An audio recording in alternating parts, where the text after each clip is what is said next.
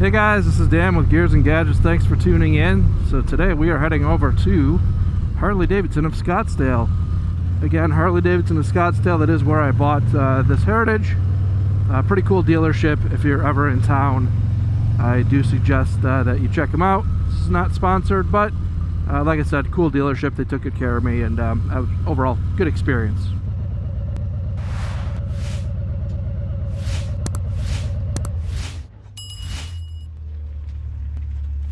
So here we have the CVO Street Glide with the 117. This thing is certainly too rich for my blood, but if I was in the market for a bike right now, the Street Glide Special with the 114 would be up at the top of the list. So I am interested to see how this thing feels again with the change to the clutch, going from hydraulic to a cable clutch. Now I'm used to it, so not a big deal for me, but you know, the hydraulic clutch is something that people seem to say that they miss.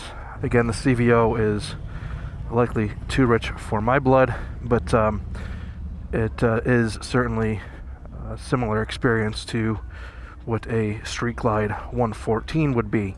Now these CVOs do come with that Rockford Fosgate sound system, which is a new thing for Harley.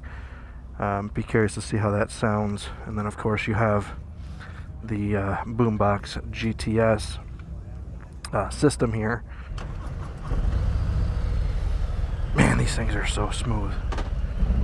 I don't know, the clutch feels good to me. You know, I gotta say, these big bikes, for being as heavy as they are, it's really not that unwieldy.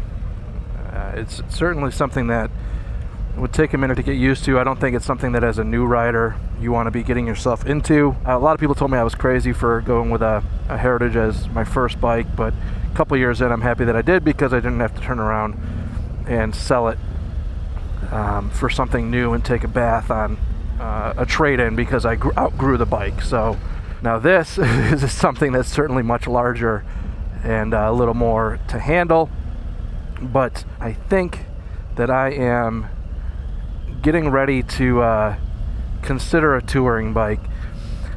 Anybody who's watched the channel for a while knows that I'm not like your typical, I guess you'd say, Harley guy, where some people are a bit like butthurt over the idea of like a liquid-cooled touring bike. I, on the other hand, welcome that, and I am hoping that in the next year or two we see a Revolution Max touring bike, and that is really what it is that I'm waiting for before I take the plunge. Now, it's not that I would not buy something like this at this point, but I would personally like to well, it's a little bit jumpy for the clutch. Alright, let's catch up to everybody here. Now, the only reason why I'm looking for a potentially liquid cooled, it gets hotter than hell here, you know, that's kind of why I'm looking to go that route. So I'm a huge fan of this Boombox GTS. It's something that I would love to have. Sounds like I don't have a station here.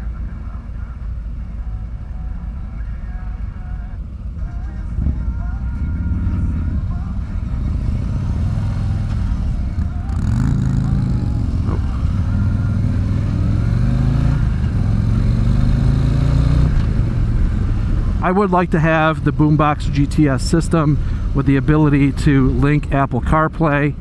I think that would be a fantastic thing to be able to do, but you know, that's again a subjective thing. There's some guys that say they don't want any of this stuff for whatever reasons, and you know, that's fine too. I get it. But this fit and finish on these CVOs is second to none. This River Rock Gray is by far one of my favorite ever Harley colors. It's absolutely stunning in my opinion. Again, color is super subjective, but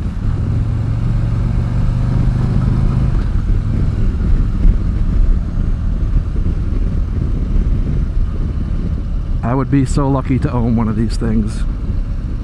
So please hit that subscribe button, share with your friends, hit that like button. do whatever it takes so that I can eventually buy a CVO. I'm just kidding.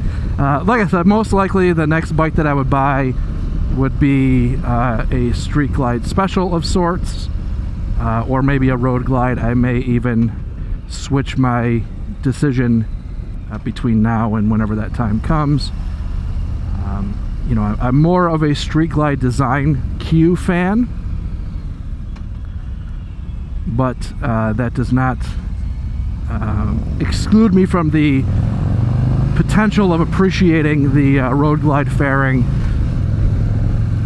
being lighter on the front end, and also a little extra storage space and better wind protection is certainly nice.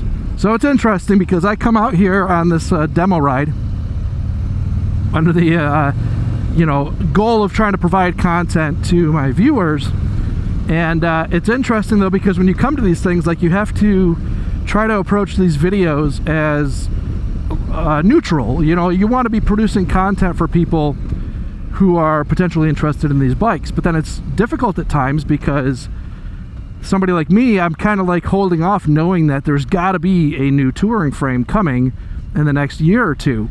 I know really no sort of inside information to that, other than the fact that I just feel like it has to happen. And there's a part of me that assumes that Harley is working on that, and seeing all of the huge advancements that Harley made in their engineering capabilities. And I'm going to say it, the live wire, I know it's a controversial motorcycle, but the live wire was a huge engineering feat for Harley Davidson, and a lot of really diehard Harley guys almost refuse to acknowledge that or care. And then when you look at the Pan America combined with the live wire, then you just see that Harley is very, very capable of doing something more than just churning out the same old motorcycles year after year. And hopefully, my hope is that they stop catering to some of the guys who just will complain about everything. Also, that same guy isn't buying Harleys anymore anyways. He's just basically standing in his garage or hanging out at the Harley dealership on his 10-year-old motorcycle complaining about the new things. Stop designing bikes for that guy who isn't buying the motorcycle anyways, because sales are dropping, and I think Harley needs to produce something that's a little bit more refined in the engineering standpoint, not just with electronics like Boombox GTS, which, yes, Boombox GTS is an absolutely beautiful system. Took that turn way right, but oh man, that 117.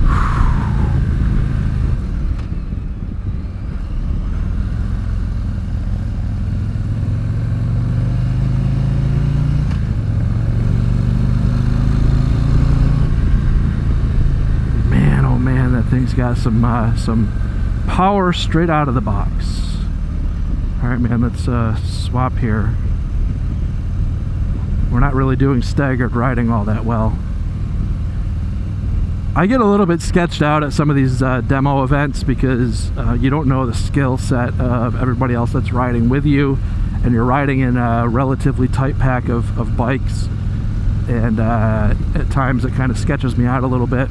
You know, it's a good thing that Harley does this. I love that they do these demo rides. I think it's a great ability to get these guys out here on bikes and hopefully convert them to sales.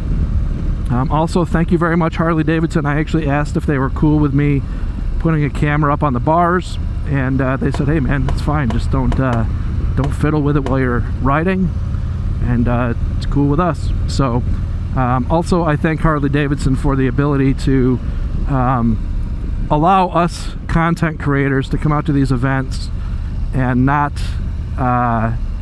tell us that we're not allowed to record anything. And you know, they certainly could do that for liability purposes, say that there's reasons why they don't want people riding and talking and things like that, but they seem to be pretty cool with it, so I'm happy with that. I also like to give Harley some guff at times for not supporting or giving people the means to create content, and I do want to give credit where credit's due with these demo rides, because they do allow us to go ahead and and film on these. So it is greatly appreciated, because this is not my asset. I'm just out here creating content, so thank you, Harley, for that. The riding position on these CVOs and Street Glides is just feels to be a little up on the tank. Not terrible, not like the Ultra that I rode. I don't know when I put that video up, but the Ultra is certainly a lot more up on the tank. This seating position feels to be a bit more, I guess I would just say engaged, an engaged position than both my Heritage and like a Limited. I just really like this very upright and on the tank, but not too on the tank to the point where you feel like you're really up on the bars. This is just an incredibly comfortable riding position for me here. Sorry, dude, I'm going.